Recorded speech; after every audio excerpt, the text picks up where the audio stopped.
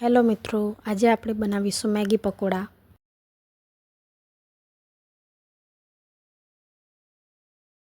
એના માટે આપણે પહેલાં મેગીને બાફી લઈશું.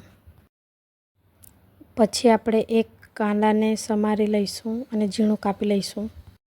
ત્યાં સુધીમાં મેગી બફાઈ જાય અને તેને થોડી ઠંડી કરી લઈશું.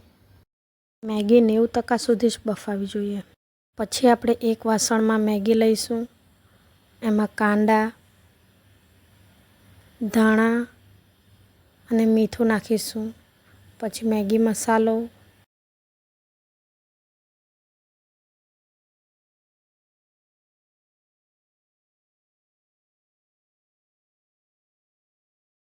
ચણાનો લોટ અને લાલ મરચું પાવડર નાખીશું.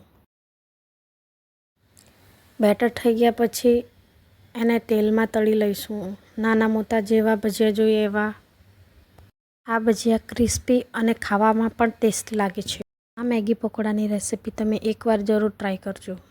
લાઇક, શેર, સબસ્ક્રાઈબ જરૂરથી કરજો.